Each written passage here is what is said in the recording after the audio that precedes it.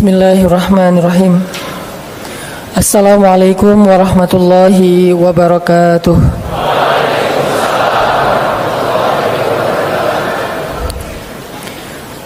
Alhamdulillahirabbil alamin.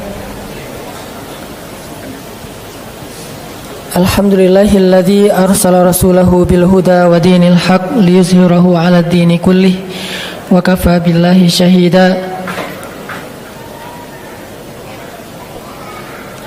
Asyhadu an la ilaha illallah wahdahu la syarika lah, lahul mulku wa lahul hamd wa huwa ala kulli syai'in qadir. Wa asyhadu anna Muhammadan abduhu wa rasuluhu la nabiyya ba'dah. Radina billahi rabba wa bi Muhammadin nabiyya wa bil islami dina. Rabbi syrah li sadri wa yassir li amri wahlul 'uqdatan min lisani yafqahu qawli. Allahumma salli wa sallim wa barik ala sayyidina wa habibina wa maulana Muhammadin wa ala alihi wa sahbihi ajma'in. Allah Subhanahu wa taala berfirman di dalam Al-Qur'an surat Al-Baqarah ayat 185. A'udzu billahi minasy syaithanir rajim. Bismillahirrahmanirrahim. Syahrul Ramadan alladzi أنزل فيه القرآن شهر رمضان الذي أنزل فيه القرآن هدى للناس وبينات من الهدى والفرقان. Bulan Ramadan adalah bulan yang di dalamnya Allah turunkan Al-Quran sebagai petunjuk bagi manusia dan juga penjelas terhadap petunjuk-petunjuk itu, dan juga sebagai pembeda yang hak dan yang batil. Shadaqallahul azim. Teman-teman sekalian, anak-anak muda, ada satu momen yang pantas untuk menjadi bahan renungan buat kita bersama, yaitu momen tentang nuzulul Quran. Walaupun biasanya diperingati pada malam 17 Ramadan ataupun pada malam-malam ganjil di 10 terakhir bulan Ramadan. Sebagaimana firman Allah Subhanahu wa taala di dalam surat Al-Baqarah tadi, bahwa bulan Ramadan itu salah satu di antara peristiwa besar yang terjadi di dalamnya adalah peristiwa nuzulul Quran. Allah turunkan di dalamnya Al-Quran. Dan di sini ada satu renungan buat kita, bahwa di bulan Ramadan Rasulullah SAW biasanya menambah porsi tilawah dan murajaah Al-Quran beliau. Kalau di bulan-bulan yang lain Rasulullah SAW didatangi oleh Jibril untuk menyampaikan wahyu, maka di bulan Ramadan Jibril datang bukan sekedar menyampaikan wahyu, tetapi juga mereview, murajaah kembali hafalan dan qiraah Nabi terhadap Al-Quran. Sehingga bulan Ramadan identik dengan satu ritual, yaitu tadarus Al-Quran. Jadi tadarus Al-Quran ini bukan sekedar culture Indonesia, bukan sekedar budaya orang Indonesia di bulan Ramadan. Istilahnya saja yang lebih terkesan Indonesia banget, sehingga kita tidak boleh terkecoh dengan istilah. Sekarang umat Islam, salah satu challenge-nya adalah kita terlalu terjebak di dalam penamaan istilah-istilah. Padahal sebagian besar dari istilah-istilah yang kita kenal hari ini itu bukan berasal dari zaman Nabi, tetapi dari zaman para ulama. Means ulama yang memberikan nama istilah tersebut. Sehingga istilah-istilah ini kadang bisa dirubah dalam bahasa terjemah, bisa juga diganti sesuai dengan konteks pada masa atau pada tempat yang berbeda. Sama dengan istilah murajaah Al-Quran atau istilah tilawah Al-Quran, maka di Indonesia diistilahkan dengan tadarusan, yang diawali dengan kata tadarus kemudian menjadi tadarusan.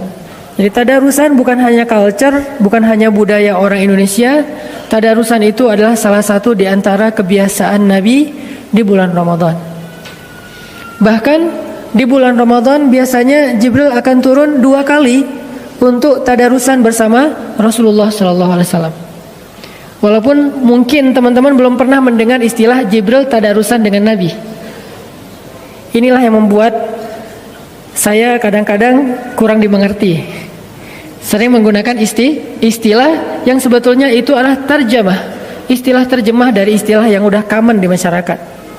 Kita biasanya menggunakan istilah kalau kita pun membaca hadis ketika Jibril alaihissalam turun di bulan Ramadan, maka Jibril memurajaah bacaan dan hafalan Nabi SAW.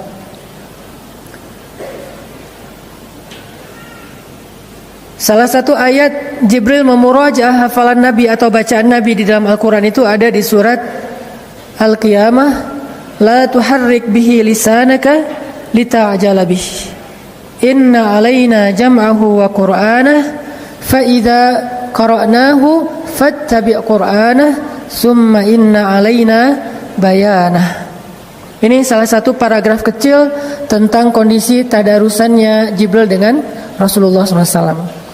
Nah, istilah murajaah itu kemudian saya coba sinkronkan dengan istilah-istilah yang lebih populer di Indonesia, yaitu adalah istilah tadarusan. Jadi bisa dikatakan bahwa salah satu di antara kebiasaan Nabi SAW di bulan Ramadan adalah tadarusan. Cuman tadarusannya Nabi bukan dengan hanya manusia, tapi juga Nabi tadarusannya dengan Jibril alaihissalam. Jadi tadarusan dari kata dars artinya belajar, mempelajari, memahami. Sebagaimana ayatnya, fa idza qara'nahu fattabi' qur'anah summa inna alaina bayanah. Kalau kami sudah bacakan, maka ikutilah bacaan itu. Jadi Jibril baca, Rasulullah mengikuti. Jibril membaca, Rasulullah mengikuti. Setelah selesai beberapa ayat, maka Jibril menjelaskan. Summa inna alaina bayanah. Jibril menjelaskan makna-makna dari ayat tersebut. Berarti culture tadarusan adalah salah satu di antara culture yang nyunnah, hanya beda istilah. Jadi untuk dikenal atau untuk dilihat bahwa ini sesuatu yang sunnah atau tidak, kita tidak boleh hanya melihat dari istilahnya, tapi coba perhatikan prakteknya. Ada beberapa istilah yang di kita itu kadang-kadang dianggap aneh dan bid'ah. Padahal kadang istilah itu justru ada di dalam Al-Quran. Contohnya istilah atau sebuah ritual istighosah. Ada sebagian orang atau kaum muslimin yang menganggap istighosah ini bid'ah. Padahal istighosah adalah istilah yang jelas-jelas diksinya disebutkan di dalam Al-Quran. Di surat Al-Anfal, il tastaghithuna rabbakum fastajaba lakum. Ketika kalian beristighosah kepada Rabb kalian. Ada kata istighosah dalam bahasa, dalam bentuk kalimat kata kerja verb, yaitu tastaghithun. Berarti istighosah bukan bid'ah. Istighosah itu bukan hanya sunnah Nabi, tetapi juga ajaran yang disebutkan di dalam Al-Quran dan kemudian diperjelas di dalam As-Sunnah. Sehingga tidak boleh kita terlalu gampang untuk menyimpulkan suatu hukum berdasarkan istilah, karena secara kaidah fikih hukum itu tidak terikat dengan nama, tapi dia terikat dengan prakteknya atau amalnya. Kadang-kadang kita langsung mengatakan haram. Makanya ada yang nanya ke saya, Ustaz, apa hukum pacaran? Saya tanya dulu, pacarannya gimana? Kalau pacarannya setelah nikah, maka halal. Ya, istilahnya pacaran, tetapi kalau setelah nikah namanya bukan pacaran, Ustaz. Justru Islam mengajarkan pacaran itu setelah nikah. Ini coba kita telisik lagi, arti pacaran itu apa? Berkasih sayang. Waja'ala bainakum mawaddatan warahmah. Dan Allah menjadikan di antara kalian itu ada kasih dan sayang. Kapan dijadikan kasih dan sayang itu? Setelah saya terima nikahnya, muncullah kasih sayang. Sebelum terima nikahnya munculnya apa? Bukan kasih sayang, yang muncul adalah penasaran. Yang muncul itu kepo, yang muncul itu semangat stalking. Tapi belum bisa berkasih sayang karena nggak boleh ngasih sayangnya. Belum boleh dikasih sayang, baru boleh dikasih kepoan. Pakai akun yang lain biar nggak ketahuan gitu kan. Tapi belum boleh ngasih kasih sayang karena belum halal. Makanya nggak boleh kita langsung menyimpulkan satu hukum berdasarkan nama. Itu udah kaidah fikih. Apalagi kita menyimpulkannya secara umum. Saya mendengar dari kakak kelas saya yang kemarin juga Ustadz Awalul Zikri sempat ke Bandung, Dr. Awalul Zikri. Beliau adalah doktor di bidang fikih perbandingan mazhab di Al-Azhar. Beliau mengatakan ada satu kaidah fikih yang sering dilupakan di Indonesia dan itu diajarkan oleh ulama, salah satunya Ibnu Hajar yang menulis kitab Sahih Bukhari. Kaidahnya apa?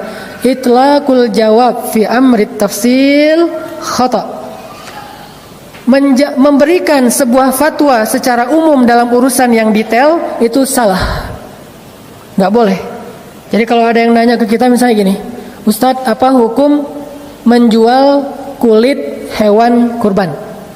Gitu kan? Apa hukum menjual kulit hewan kurban? Kira-kira apa hukumnya? Kalau orang yang tidak memahami kaidah fikih, baru belajarnya lewat YouTube dan internet, maka dia akan langsung mengatakan menjual kulit hewan kurban haram. Jadi buat dia kalimat haram itu adalah ekspresi idealisme. Makin sering bilang haram, kesannya makin idealis. Padahal dalam Islam, haram itu cuma satu, yang halal itu 4. Wajib boleh, sunnah boleh, mubah boleh, makruh boleh walaupun ditinggalkan lebih baik. Baru yang kelima, haram. Jadi ada 4 hal yang dibolehkan dalam Islam, 1 hal yang diharamkan. Kenapa yang 4 ini nggak dieksplor? Supaya orang tahu betapa Islam itu syumul, luas sekali. Kenapa yang diambil hanya yang terakhir saja? Haram, haram, haram. Senang dengan kata haram, sehingga ketika dia udah mengatakan haram seolah-olah dia adalah orang yang paling idealis, sedangkan yang mengatakan halal itu kesannya kurang idealis. Sehingga Ibnu Hajar mengatakan itlaqul jawab fi amri tafsil khata. Gak boleh kita menjawab secara umum dalam urusan yang harusnya diperdetail dulu. Apa, gimana bentuknya? Sehingga kalau ada yang bertanya, Ustadz, apa hukum menjual kulit hewan kurban? Ustadznya harus bertanya balik, yang menjual siapa? Kalau yang menjualnya yang memotong hewan kurban, haram. Kalau yang menjualnya yang berkurban, haram. Kalau yang menjualnya yang menerima hewan kurban karena dia berhak, maka halal.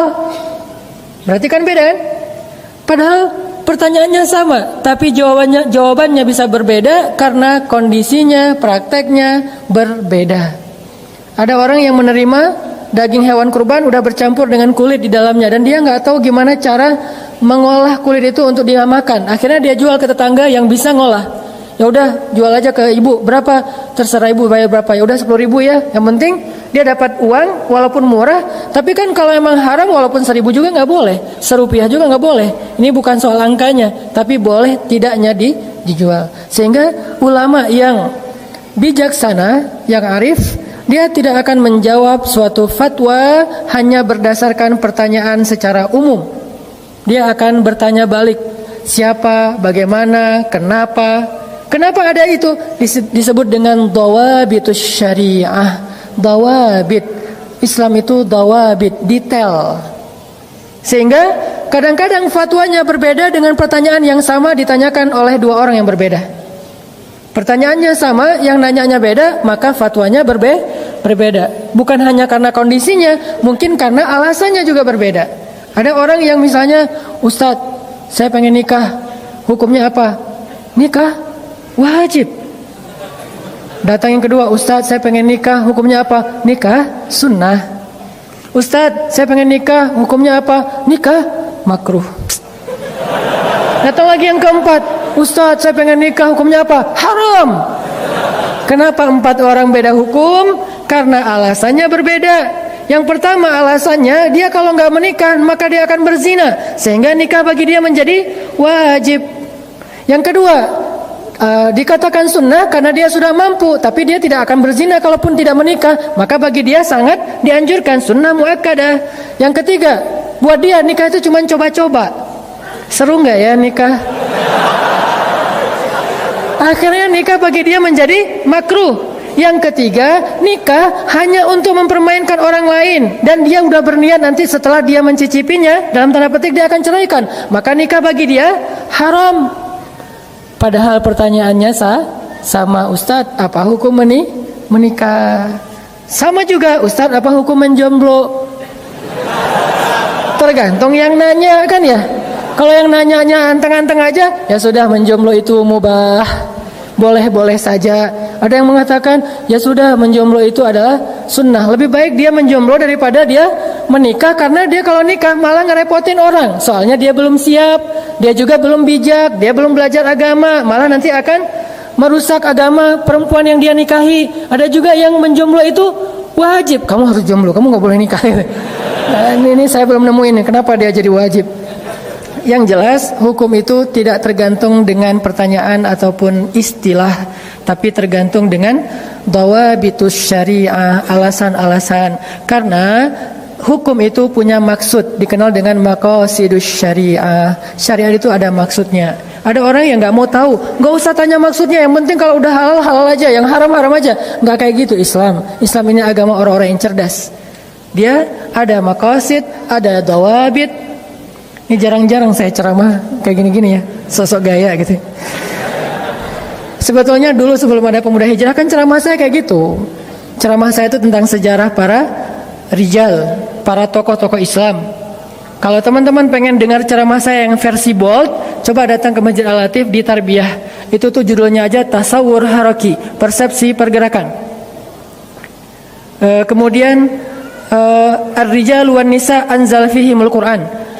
Tokoh-tokoh yang turun Al-Quran karena mereka. Nah itu tuh pembahasan di Tarbiyah. Tapi kalau di acara nongkrong bareng UHA, namanya juga nongkrong. Kalau dibahas nongkrong, terus judulnya haramnya apa gitu kan, orang langsung aduh sian mau nongkrong tapi ditakut-takutin. Neraka jahanam terbagi kepada misalnya, kan agak gimana gitu kan.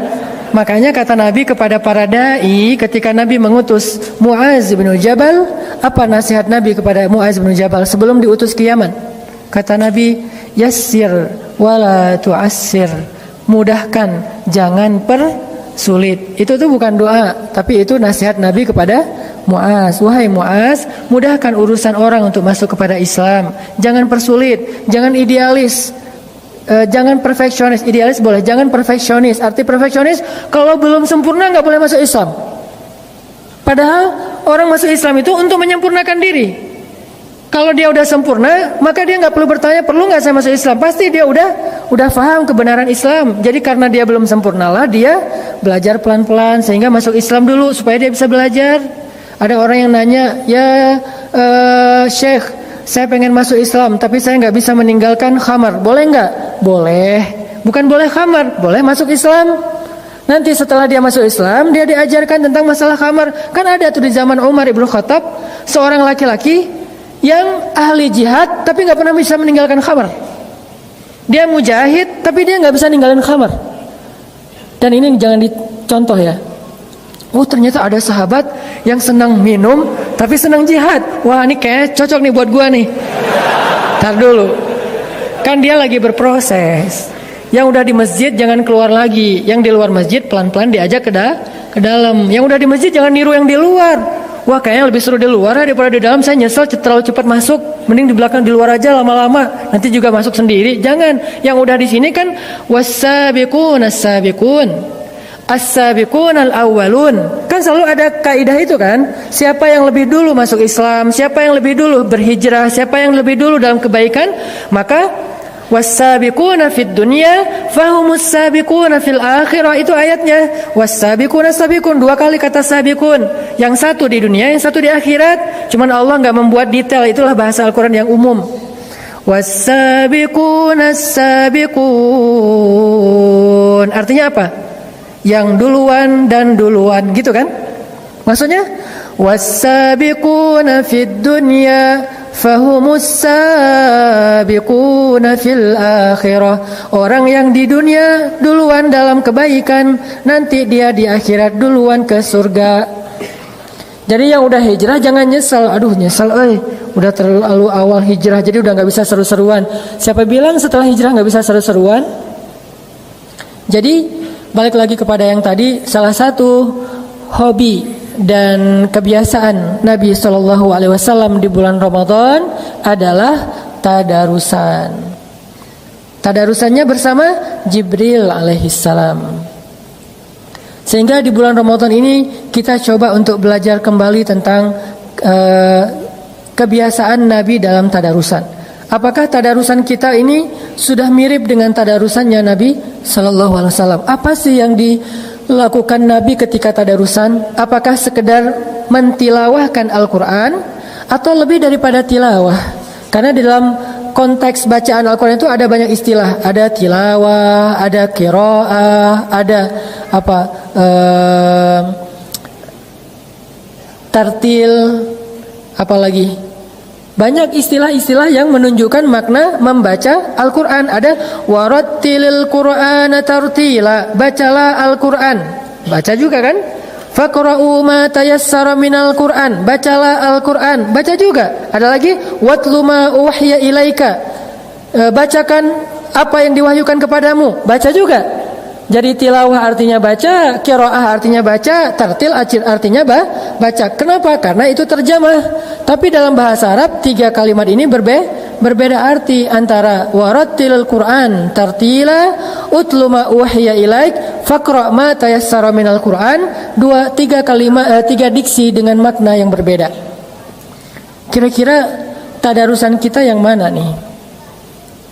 Karena jangan-jangan kita tartil pun enggak. Kalau tartil, warattilil Qur'ana tartila, itu artinya bacalah Al-Quran perlahan-lahan, lebih kepada beatnya. Kok beat si Ustadz? Ya udah tempo lah. Sama aja sih padahal ya. Cuma orang mungkin agak-agak gimana gitu. Saya lagi agak-agak kagok nih mau ngomong bisa dibully deh ya.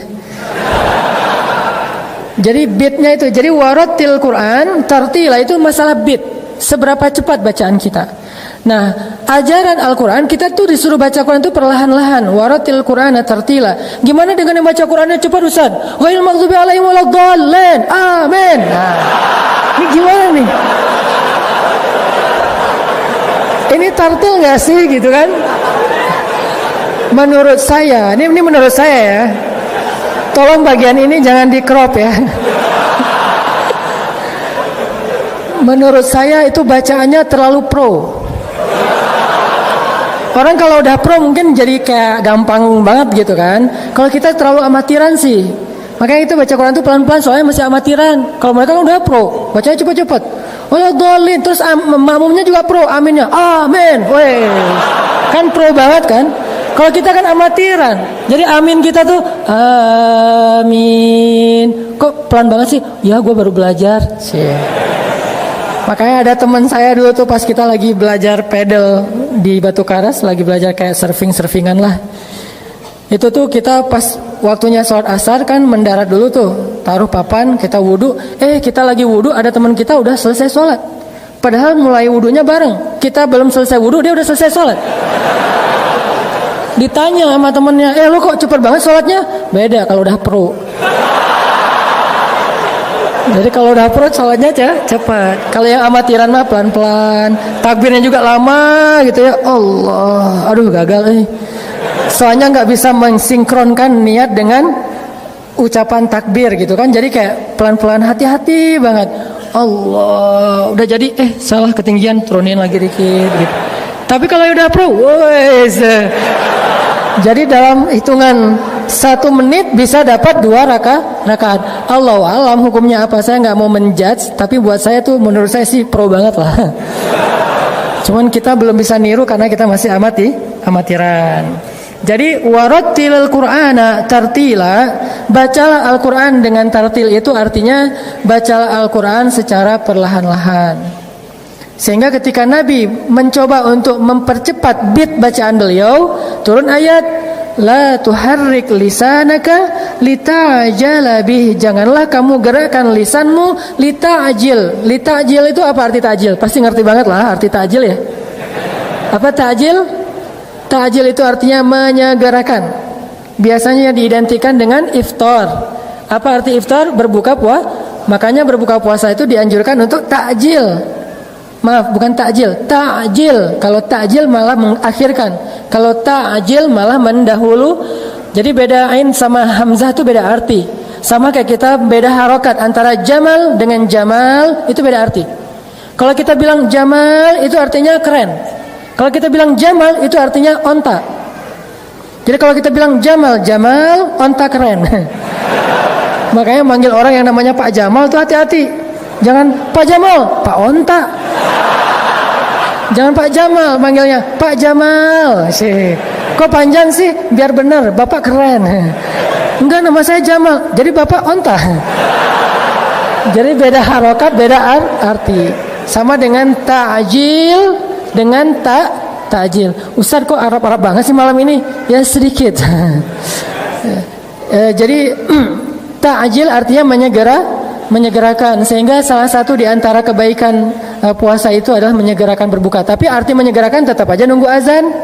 Bukan menyegerakan azan juga belum. Udah kan ta'jil Ustaz. Tetap aja nunggu azan. Nah, la tuharrik bihi lisanak lita'jala bih. Janganlah kamu menggerakkan lisanmu untuk mempercepat bacaan. Jadi bacanya pelan-pelan. Bismillahirrahmanirrahim. Alhamdulillahi rabbil alamin. Arrahmanirrahim. Maliki yaumiddin. Lebih cepat lagi. Iyyaka na'budu wa iyyaka nasta'in. Ihdinas siratal mustaqim, siratal ladzina an'amta 'alaihim ghairil maghdubi 'alaihim waladdallin. Itu udah paling cepat. Lebih cepat lagi. Alif lam mim dzalikal qur'an. Amin. Aduh, saya juga nggak ngerti gimana cara bacanya. Itu tuh saya tuh kan kita udah pada hafal Al-Fatihah lah ya dari sejak kecil kan. Tapi kayaknya nggak kebayang gimana cara baca Al-Fatihah dengan kecepatan flash kayak gitu kan. Itu tuh luar biasa. Saya juga salut lah pokoknya. Karena saya nggak bisa. Nah, ada seorang sahabat namanya Abdullah ibnu Mas'ud. Tapi harus paham orangnya ya, karena kalau beda orangnya tadi beda hukum. Kebenaran ini Abdullah ibnu Mas'ud. Siapa dia? Dia adalah sahabat yang dititipkan oleh Nabi Al-Quran. Dititipkan oleh Nabi Al-Quran. Dia salah satu periwayat Al-Quran, Abdullah ibnu Mas'ud, yang bisa menghafal Quran 1 juz sekali dengar. Jadi Nabi baca Al-Quran 1 juz, dia dengerin aja. Beres Nabi baca, ya Rasulullah saya udah hafal. Itu Abdullah ibnu Mas'ud. Lalu Nabi mengatakan, coba baca Abdullah. Dibaca oleh Abdullah dengan hafalan, nggak ada satu huruf pun yang salah 1 juz itu. Inilah Abdullah ibnu Mas'ud, kecerdasannya di atas rata-rata. Kan saya pernah cerita, surat Al-Quran yang paling panjang turun sekaligus surat apa? Al-Quran surat yang paling panjang yang turun sekaligus surat apa? Kalau Al-Baqarah panjang tapi dia turunnya dicicil. Surat yang paling panjang turunnya sekaligus di Al-Quran surat Al-An'am. 1 juz lebih 1 lembar, 11 lembar lebih, 11 lembar setengah lebih tepatnya. Nah, 1 juz lebih 1 lembar, artinya 11 lembar, itu turun dari Jibril kepada Rasul, dibaca oleh Jibril sekali, Nabi langsung hafal. Keren ya? Jadi kalau ada yang mengatakan bahwa Nabi itu nggak pintar, ini salah satu bukti kepintaran Rasulullah Sallallahu Alaihi Wasallam. Terus kalau pintar kok nggak bisa baca tulis? Karena jumhur ulama sejarah bersepakat bahwa Nabi nggak bisa baca tulis. Jadi ummi di situ benar-benar nggak bisa baca tulis. Apa buktinya Nabi nggak bisa baca tulis? Ketika terjadi perjanjian Hudaibiyah, poin-poin dari perjanjian itu banyak yang ternyata agak menurut para sahabat harus diganti. Nabi nanya kepada para sahabat, yang menurut orang Quraisy harus digantikan. Poinnya pertama kalimat Bismillahirrahmanirrahim. Ini adalah perjanjian antara Muhammadun Rasulullah dengan Suhail dari perwakilan Quraisy. Kata Suhail, Muhammad, kalau kami percaya Allah itu Ar-Rahman dan Ar-Rahim, ngapain kita capek-capek bikin perjanjian? Ya udah aja kita bareng. Terus maunya kamu gimana? Hapus, nggak boleh pakai Ar-Rahman Ar-Rahim, cukup Bismillah aja. Kok cuma Bismillah? Karena orang Arab Quraisy juga meyakini Allah sebagai Tuhan, tapi nggak punya sifat. Makanya ada anak di masa jahiliyah namanya Abdullah, yaitu ayahanda Rasulullah. Kok dinamain Abdullah padahal mereka musyrikun? Karena mereka meyakini Allah itu sebagai Tuhan, cuman tidak punya sifat. Sifatnya diberikan kepada berhala. Ada berhala cinta, cinta lagi. Ada berhala perang lah ya, berhala perang, berhala dagang, berhala apa. Allah itu cuma simbol Tuhan doang, tapi nggak punya sifat. Makanya kalau kami percaya Allah itu Rahman dan Rahim, ngapain kita bikin perjanjian? Udah aja kita bareng. Terus maunya gimana? Hapus Ar-Rahman Ar-Rahim, tinggal Bismillah. Juru tulisnya siapa? Ali bin Abi Thalib, karena dia bisa baca tulis. Nabi nanya, ya Ali, mana kalimat Ar-Rahman Ar-Rahim? Karena Nabi tidak bisa membaca. Mana kalimat Ar-Rahman Ar-Rahim? Ali menunjukkan, yang ini ya Rasul. Kata Rasulullah, hapus. Kata Ali, saya nggak berani ya Rasul. Mana berani dia menghapus Ar-Rahman Ar-Rahim? Nanti dia takut kepada Allah. Kata Rasul, ambil air, ambil kain yang basah, dibasahin dengan air. Nabi sendiri yang menghapus Ar-Rahman Ar-Rahim. Tinggal Bismillah. Terus kalimat berikutnya, kata Suhail, Muhammad, kalau kami percaya kamu adalah Rasulullah, ngapain kita capek-capek bikin perjanjian? Terus maunya gimana? Gak pakai kalimat Rasulullah, udah aja Muhammad ibnu Abdillah dengan Suhail bin siapa gitu. Jadi gak pakai embel-embel Rasulullah. Hapus kalimat Rasulullah. Ali, mana kalimatnya? Ini ya Rasul, hapus. Saya gak berani menghapus kalimat karena sesungguhnya engkau Rasulullah. Kata Rasul, mana kain basah? Nabi sendiri yang menghapusnya. Ini menjadi bukti bahwa Rasulullah emang gak bisa baca tulis. Tapi apakah itu indikasi bahwa Rasulullah gak pintar? Enggak, karena kita harus memahami sejarah secara konteks sejarah. Jangan menjudge sejarah, karena kita berbeda konteks dengan sejarah. Apa maksudnya? Pada masa itu, tren belajar itu bukan lewat baca dan tulis. Tren belajar pada masa itu lewat riwayat dan dihafal. Sehingga orang yang pintar pada masa itu bukan yang jago baca dan tulis, tapi yang banyak hafalan dan kuat hafalan. Sehingga ketika Allah menurunkan wahyu kepada Rasulullah SAW, harusnya Allah ngajarin Nabi tentang baca tulis dulu kan? Ketika Nabi kecil, kenapa nggak diajarin dulu sama Allah baca tulis? Kenapa Allah langsung ngasih wahyu sementara Nabinya nggak bisa baca tulis? Karena tren belajar pada masa itu bukan lewat baca dan menulis, tapi lewat mendengar dan menghafal. Sehingga hafalan mereka itu kuat-kuat. Kalau kita belum nulis kan nggak pede kan? Antar lupa gimana nih? Nomor telepon aja ditulis. Cuman satu nomor telepon yang langsung bisa kehafal. Nomor telepon mantan. Cepat hafalannya tuh. Walaupun udah unfollow, udah di blok, tapi masih ada. Walau udah di delcon gitu kan, tapi masih dihafal. Sama aja sih. Tinggal diketik lagi aja telepon. Yang angkat bapaknya. Ya, intinya adalah Rasulullah SAW langsung hafal 1 juz lebih dari surah Al-An'am yang dibaca oleh Jibril. Jibril membaca Al-An'am, Nabi dengerin, hafal. Udah beres hafal, Nabi ngumpulin para sahabat. Ngumpulin, pada dengerin, Nabi bacain Al-An'am 1 juz. Beres Nabi baca, Abdullah bin Mas'ud angkat tangan, ya Rasulullah, saya sudah hafal. Rasulullah takjub. Ini solehnya Rasul ya, tawadu banget. Pas Abdullah ngomong kayak gitu, ya Rasulullah, saya sudah hafal. Rasulullah nggak ngomong, emang lo doang, gue juga sama. Ini kalau kita kan orangnya kayak sok pamer gitu kan, pengen diakui. Kalau Rasulullah enggak, Rasulullah itu sangat menghargai orang, langsung mengatakan, ya Abdullah kamu udah hafal? Ya Rasulullah, coba baca. Dibacalah oleh Abdullah dari ayat 1 sampai terakhir, tidak ada satupun huruf yang salah. Ini kemampuan hafalannya Abdullah ibnu Mas'ud. Nah, Ibnu Mas'ud ini salah satu sahabat yang kalau baca Quran, bacaannya itu persis Jibril alaihissalam. Persis Jibril. Kalau sekarang kan kita dengar banyak qori imam itu bacaannya persis siapa gitu kan, persis Sudais, persis Al-Afasi, persis siapa kayak gitu-gitu, persis Al-Muzammil gitu kan, Al-Muzammil mana nama surat, persis Muzammil gitu.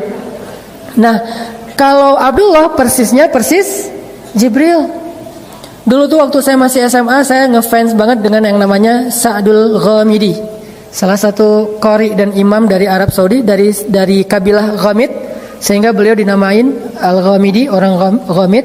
Itu saya senang banget dengan bacaannya, makanya sering saya ulang-ulang. Dulu tuh saya pernah ikut audisi tilawah Al-Quran di Kairo yang masuk ke 2 channel TV itu. Di antara sekian ratus peserta orang-orang Mesir, saya nomor 1 alhamdulillah, gara-gara menjiplak bacaan Al-Ghamidi. Pas datang depan ininya, jurinya, dari mana? Indonesia.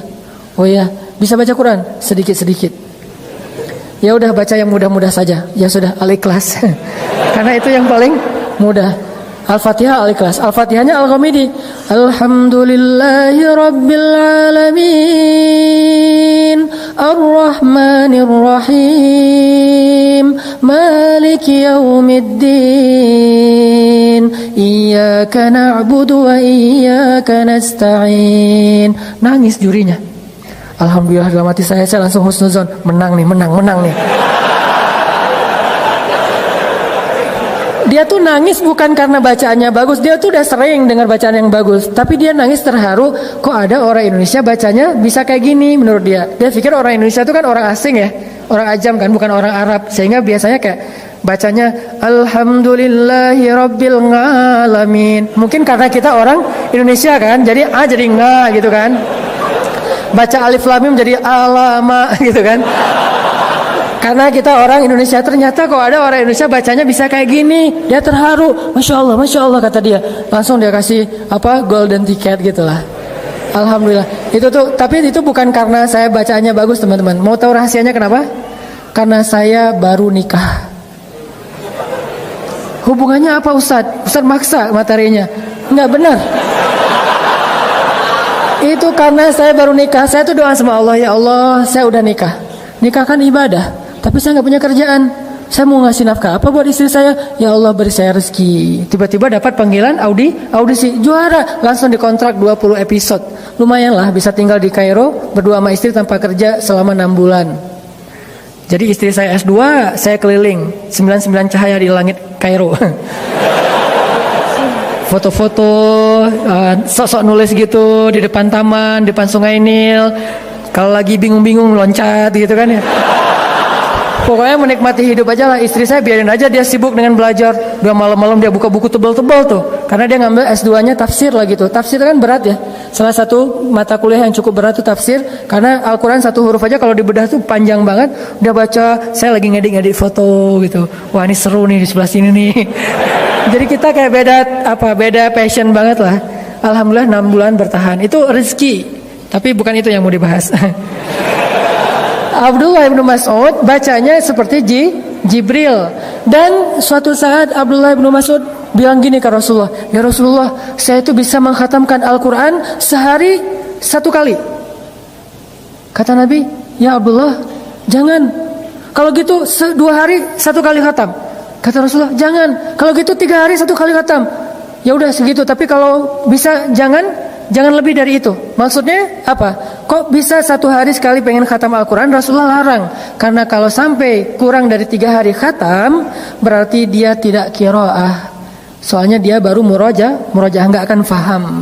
Terlalu cepat. Ini mirip dengan cerita seorang anak muda di zaman Nabi itu yang sholatnya cepat banget kan, yang tadi pro banget. Sehingga kata Nabi, sholat lagi kamu belum sholat.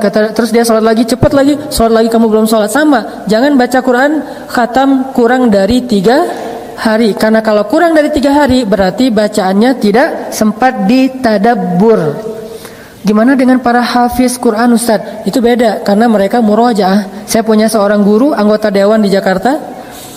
Beliau murojaah Al-Quran sehari itu 10 juz. Sehari 10 juz. Padahal anggota dewan loh, bukan nganggur. Yang kesibukannya luar biasa, tapi bisa murojaah Al-Quran sehari 10 juz. Jadi 3 hari beliau khatam, 3 hari khatam. Kalau kita 3 hari nggak khatam-khatam gitu ya, 1 juz juga ya. Kalau beliau 30 juz 3 hari khatam. Itu khusus buat para hufaz. Nah, balik lagi kepada hobi Nabi tadarusan. Jadi walaupun Nabi di bulan Ramadan semangat membaca Al-Quran, bukan mengejar hanya jumlah ayat dan juz. Tetapi kata Jibril, kata Allah, waratil Qur'ana tartila la tuharrik bihi lisanaka lita'jala bih. Nabi juga mencoba untuk memahami ayatnya. Sehingga saya mau mengajak teman-teman semuanya dalam hubungan kita dengan Al-Quran, coba bikin 2 target sekarang. 1 target khatam, mungkin sehari 1 juz, sehari setengah juz kalau di luar Ramadan, sehingga 2 bulan sekali khatam. Kalau di Ramadan 1 juz, supaya akhir Ramadan kita bisa doa khatam Al-Quran di akhir Ramadan. Itu target khatam. Bikin lagi 1 target faham. Target faham dan amal. Nah, kalau targetnya faham dan mengamalkan, itu bisa jadi sebulan satu ayat. Bisa jadi sebulan cuman satu ayat. Karena ada contoh, dulu Umar bin Khattab mengkhatamkan surat Al-Baqarah itu 12 tahun. Mengkhatamkan surat Al-Baqarah 12 tahun. Khatam yang kayak gimana maksudnya Ustaz? Kalau tilawah pasti cepat banget. Umar kan semangat baca Al-Quran. Kenapa bisa 12 tahun? Bukan tilawah, tapi qiraah. Bedanya, kalau tilawah hanya membaca hurufnya dan tetap berpahala pastinya karena satu huruf 10 kebaikan. Tapi kalau qiraah, dia mencoba untuk memahami, mentadaburi, mengamalkan. Mulai dari mentadaburi sampai mengamalkan. Sehingga setelah 12 tahun, maka tidak ada lagi satu pun ayat di dalam surat Al-Baqarah yang belum diamalkan oleh Umar bin Khattab. Jadi untuk mengamalkan Al-Baqarah butuh waktu 12 tahun. Sehingga kalau kita baca di surat Al-Baqarah ayat mana aja, itu pasti sudah pernah diamalin sama Umar bin Khattab. Sekarang kita, selain udah khatam Al-Quran beberapa kali, kira-kira udah sampai di mana qiraah Al-Quran kita? Kalau tilawah kita mungkin udah berulang kali ya, udah tawaf berkali-kali nih tilawah. Tapi qiraah kita udah sampai di mana? Dimulai dari Al-Fatihah, kemudian Al-Baqarah, atau mungkin nggak berurutan, tapi tematik sesuai dengan masalah. Kalau lagi misalnya masalah pekerjaan, nanti ada ayat-ayat tentang pekerjaan di surat Al-Jumu'ah ada, masalah jam kerja ada di surat Al-Baqarah juga, masalah riba, transaksi, akad, utang, piutang, apalagi saksi segala macam. Nah, udah berapa ayat yang kita tadabbur dan amalkan dari Al-Quran? Inilah yang akan menentukan kita itu ahlul Quran atau bukan. Kalau tilawah Al-Quran saja, maka kita berada di ring 3 dari antara dalam hubungan kita dengan Al-Quran. Termasuk orang ring 3 dengan Al-Quran, bukan ring 1. Kalau cuman tilawah. Kalau sudah menghafal, memahami, udah ring 2. Kalau udah mengamalkan, itu orang yang ring 1-nya Al-Quran, akrab banget sama Al-Quran. Dan itu disebut dengan ahlul Quran. Dan ahlul Quran disebut juga dengan ahlullahi wa khassatuh, keluarga Allah dan orang-orang yang istimewa di sisi Allah. Orang ring 1 inilah yang nanti di padang mahsyar ketika bangkit dijemput sama geng malaikat. Namanya geng malaikat Safaroh. Jadi ada grup malaikat, nama grupnya itu Safaroh. Apa malaikat Safaroh? Safaroh itu safir. Safir itu artinya duta, ambasador. Ternyata malaikat juga punya duta-duta yang keren-keren, yang ganteng-ganteng, yang sempurna, yang bijaksana, yang karismatik. Sehingga mereka disebutkan di surat Abasa dengan kalimat Safaroh kiramim bararah, malaikat duta yang mulia lagi baik. Siapa mereka? Mereka adalah ahlul Quran dari golongan malaikat. Cahayanya luar biasa. Dan ahlul Quran di golongan manusia adalah orang yang mengamalkan Al-Quran. Semakin banyak amalannya, semakin dekat dia dengan Al-Quran. Ada orang yang tidak hafal 30 juz. Ada 2 orang. Yang satu hafal 30 juz dan mengamalkan 1 juz. Yang satu lagi hafal 1 juz, mengamalkan 3 juz. Maka orang yang paling dekat dengan Al-Quran di antara mereka adalah orang yang mengamalkan. Walaupun pahala menghafal Al-Quran itu gede banget, jangan remehin. Siapa yang hafiz Al-Quran, maka nanti Allah akan berikan kepada dia tiket untuk bisa menyelamatkan 10 orang yang dia cintai masuk ke dalam surga, kan? Tapi ada lagi keistimewaan yang diberikan kepada orang yang mengamalkan Al-Quran. Orang yang dekat dengan Al-Quran, khassatuh, orang yang istimewa di sisi Allah. Gimana caranya? Coba kita tanya, berapa ayat sih dari Al-Quran yang udah kita amalkan? Coba hitung deh. Bahkan kalau di Al-Baqarah, gak ada satu ayat pun yang gak bisa diamalkan. Mulai dari Alif Lam Mim, itu udah bisa diamalkan. Mulai dari Alif Lam Mim. Atau minimal kayak, sekarang lagi Ramadan nih, surat ayat apa yang paling populer di bulan Ramadan? Al-Baqarah 183. Udahkah kita mengamalkan 183 secara teks demi teks? Contoh, ya ayyuhalladzina amanu. Kira-kira apa amalan dari kalimat ini? Ini belum satu ayat ya, baru satu penggalan ayat. Ya ayyuhalladzina amanu. Amalannya apa? Wahai orang-orang yang beriman. Terus? Nah, jarang kan dibahas? Ternyata ada satu sunnah Nabi tentang bagaimana cara kita mengamalkan Al-Quran ketika kita membaca Al-Quran. Salah satu yang paling ringan nih, saya ajarin yang ringan-ringan aja dulu. Ya ayyuhalladzina amanu itu namanya panggilan, nida. Kalau Allah lagi manggil kita, maka ada sunnah dari Nabi untuk kita tajawub. Tajawub itu dari kata jawab. Jawab itu jadi dari bahasa Indonesia jawab. Bahasa Arabnya jawab. Bahasa Indonesianya jawab. Sehingga yang menjawab atau selalu menjawab panggilan namanya tajawub. Itu sunnah Nabi. Sehingga Aisyah radhiyallahu anha mengatakan, Nabi itu kalau lagi sholat tahajud sendiri, beliau membaca Al-Quran. Ketika beliau mengawali bacaan, beliau mengawalinya dengan ta'awuz. Karena kalau kamu baca Quran maka fastaiz billah. Lalu beliau melanjutkan dengan basmalah. Lalu ketika beliau membaca ayat-ayat kebesaran Allah, maka Nabi memuji Allah. Ketika membaca ayat-ayat surga, Nabi berdoa. Ketika membaca ayat-ayat neraka, Nabi bertawuz. Ketika membaca tentang panggilan, Nabi bertajawub. Ini menunjukkan bahwa tajawub salah satu sunnah Nabi dan tutorial cara mengamalkan Al-Quran paling sederhana. Tajawubnya gimana Ustaz? Kalau Allah panggil kita, ya ayyuhalladzi. Kalau ada panggilan ya ayyuha di Al-Quran itu namanya nida, panggilan. Tapi enggak semuanya bisa tajawub. Kalau dipanggilnya ya ayyuhalladzina amanu, maka kita mengatakan labbaika ya rabbi. Kita mengatakan labbaika ya rabbi. Wahai orang-orang yang beriman, aku penuhi panggilanmu ya Allah. Ada apa ya Allah? Kalau mau lebih akrab lagi, bilangnya gini, labbaika ya rabbi wa sa'daik. Itu lebih akrab lagi tuh.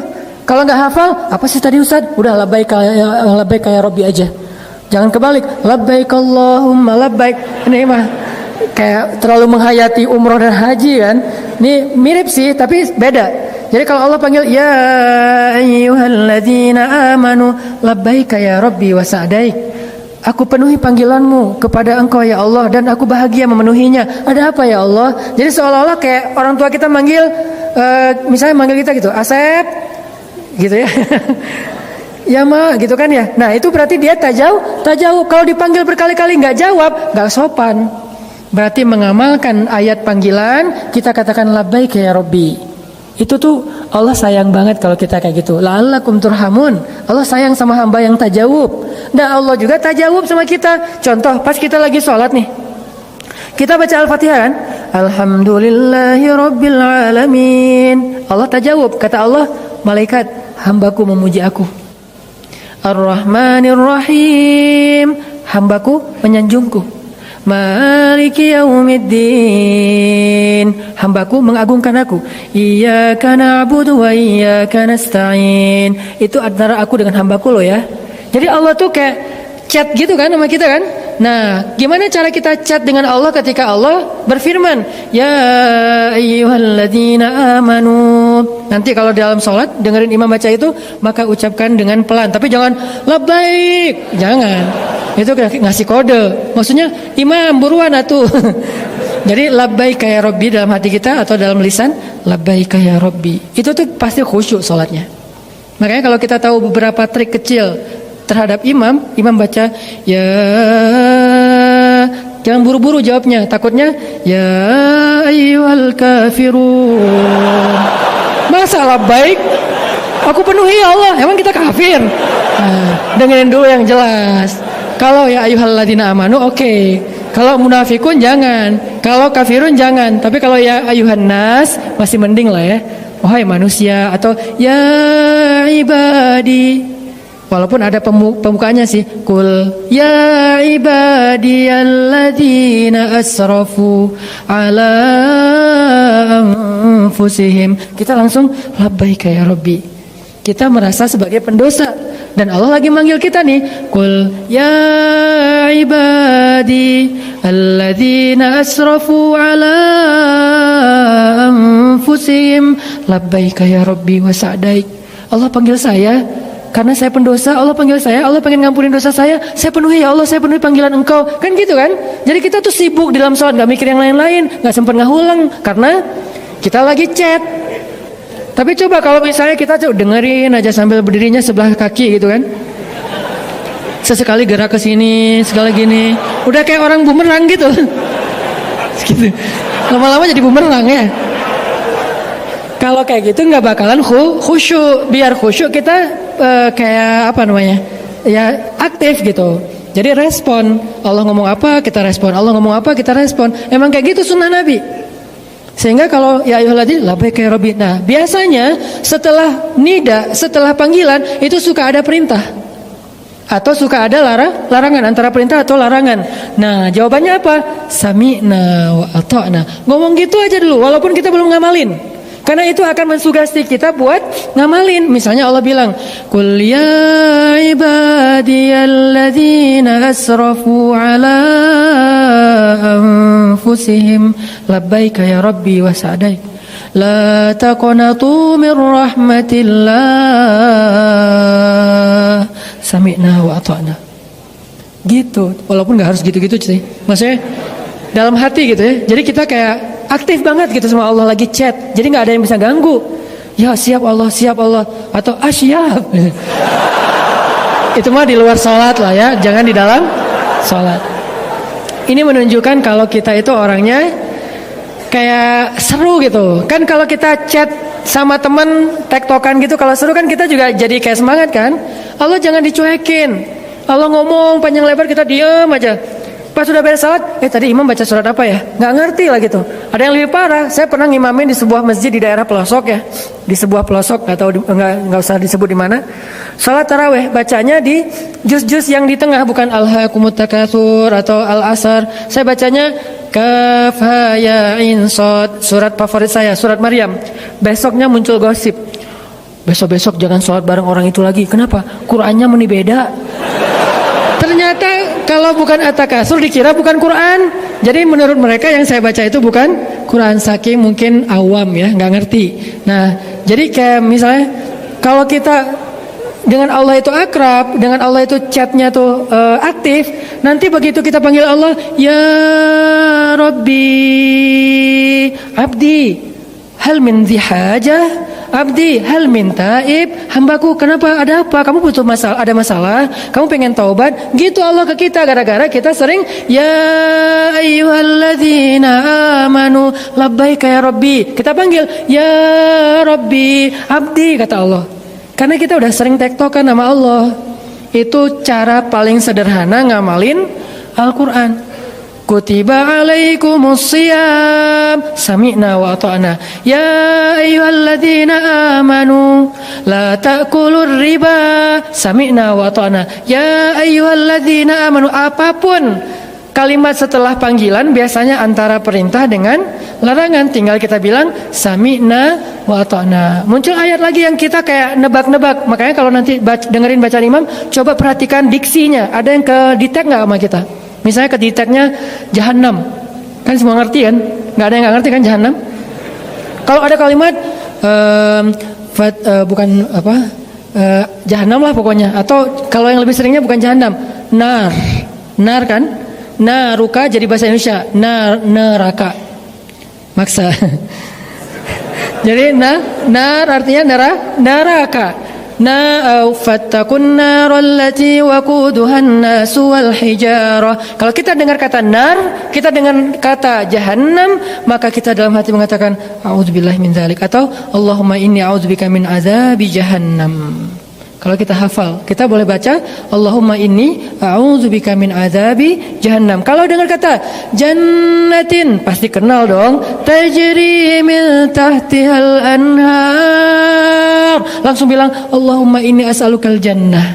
Allahumma inni as'aluka jannatal firdausal a'la. Ya Allah, beri saya surga firdaus yang paling tinggi. Gitu dalam kita bermuamalah dengan Al-Quran. Masih banyak sih yang perlu dibedah, tapi karena keterbatasan waktu kita, insyaallah istiqomahlah hadir dalam kajian-kajian kita, walaupun kita tidak secara